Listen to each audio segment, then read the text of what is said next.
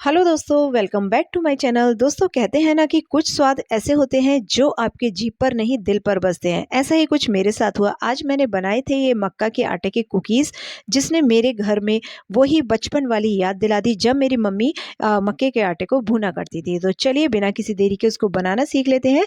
तो सबसे पहले एक कोई बोल ले लीजिए और उसमें डाल लीजिए 2 बड़े चम्मच भर के देसी घी। देसी घी मैंने रूम टेम्परेचर का ही लिया है, ना ही मैंने इसको पिघलाया है और ना ही मैंने इसको जमाया है।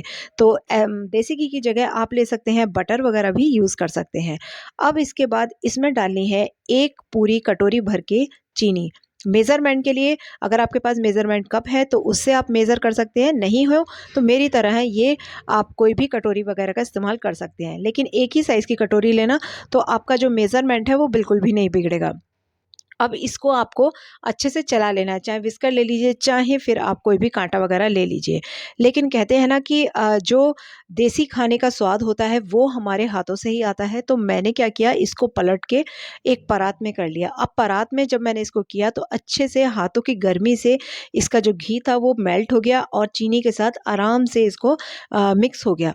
तो अगर आप चाहें तो मेरी तरह देसी स्टाइल में भी कर सकते हैं, नहीं तो आप अपने विस्कर से भी इसको विस्क कर सकते हैं।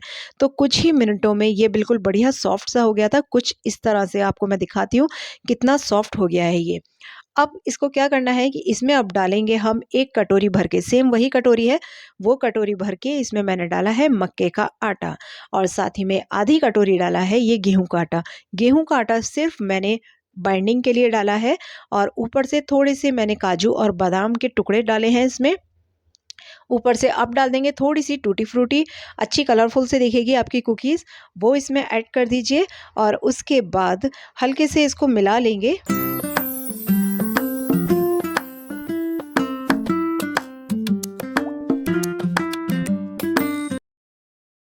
अब मैं इसमें डाल रही हूँ ये पाइनएप्पल का एसेंस।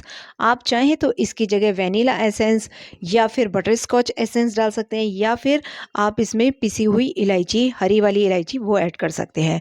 जो भी आपकी चॉइस हो वो डाल दीजिए और उसके बाद थोड़ा-सा हाथों से अच्छे से मिक्स करना शुरू करिए। जब आपके हाथों से या मिक्स करते-करते आपको ये लगे ना कि अभी भी ये सूख रहा है, तब आपको क्या करना है, इसमें थोड़ा-थोड़ा गुनगुना पानी ऐड करते जाना है और इसको मिक्स करते जाना है।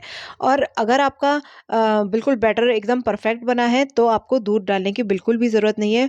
बिल्कुल 1-1, 2-2 चम्मच करके ही दूध आप इसमें डालना और हल्का ल्यूक वार्म दूध होना चाहिए आपका और उसके बाद अच्छे से आपको हाथों से गूँथ लेना है।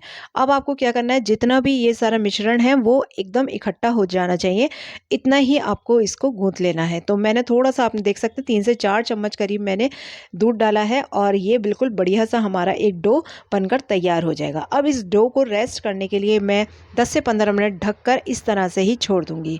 अब दिखाती हूँ मैं आपको, 10 से 15 मिनट हो चुके हैं। अब इसको क्या करना है, ये देखिए बढ़िया टूट रहे हैं क्योंकि ये मक्का का आटा जो था ना वो फूल गया था थोड़ा-सा, तो ये टूट जाता है। अब एक कोई क्लिंग रैप ले लीजिए। अगर आपके पास ये है तो ठीक है, अगर इस समय आपके पास ये नहीं है तब आप कोई भी पॉलीथीन ले लीजिए, सिंपल जिसमें हम सब्ज़ी वगैरह लाते हैं वो पॉलीथीन भी चलेगी, उसको कट कर लीजिए और उसके बाद इसमें इसको ऐड करके अब क्या करना है, आपको इस तरह से जैसा मैं दिखा रही हूँ वीडियो में, बिल्कुल इस तरह से इसको करके और समेट लेना है। एक्चुअली आपको ऐसा करना है जैसे कि एक कोई लंबा सिलेंड्रिकल शेप है और उस शेप में आपको इसको लेकर आना है। हाथ से दबा के थोड़ा-थोड़ा और पटक-पटक के इसको इस तरह से, मेरी तरह से सिलेंड्रिकल शेप में इसको लेकर आना है और उसके बाद आपको इसको कम से कम 20 से 25 मिनट तक फ्रिज में ऐसे ही एज़ इट इज़ रखना है। फ्रिज में रखने से ये बिल्कुल सेट हो जाएगा, जो आपका मेल्टेड घी हो गया है वो थोड़ा-सा सेट हो जाएगा और आपकी कुकीज़ भी बहुत बढ़िया बनेंगी।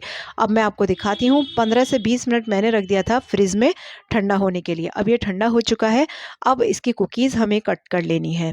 बहुत ही बढ़िया कुकीज़ बनकर तैयार होंगी। एक बार अगर आपने इसे बना लिया तो बाज़ार की कुकीज़ लाना भूल जाएँगे।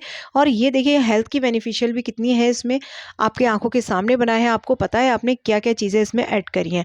तो कितना बढ़िया इसका टेक्सचर आया है और जो मैंने पाइनएप्पल का एसेंस डाला था, बिल्कुल घर में ऐसे खुशबू से महक उठा है। बहुत ही बच्चे तो कहने लगे कि इसको बेक भी मत करो, ये हमें तो ऐसे ही दे दो, हम ऐसे ही खा लेंगे। लेकिन ये देखिए, ये सारी कुकीज़ को इस तरह से आपको सेट कर लेना है और उसके बाद मैं इसको बेक करूँगी। अच्छा, जो आपके पास अगर माइक्रोवेव है, तो माइक्रोवेव को आपको कन्वेक्शन मोड पे पहले से 10 मिनट के लिए प्रीहीट करने रख देना है। तो मैंने पहले ही प्रीहीट करने रख दिया था।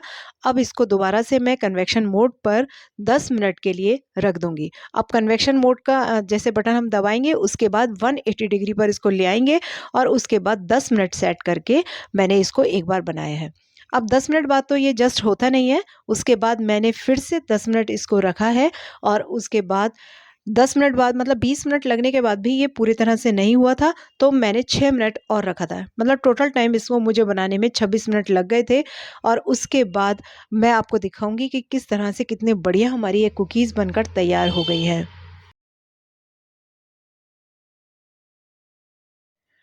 और अब ये देखिए कम से कम 26 मिनट बाद मैं आपको निकाल कर दिखा रही हूँ, ये इस समय बहुत ज़्यादा गर्म हो रही हैं, तो इसीलिए अभी इन्हें ठंडा करना बहुत ज़रूरी है। जब ये ठंडे हो जाएँगी तब मैं आपको दिखाऊँगी। अब ठंडा रखने के लिए आप अगर चाहें तो ऐसे खुला भी छोड़ सकते हैं, नहीं तो एक कपड़ा इसके ऊपर ढक दीजिए और ये ठंडी हो जाएँगी।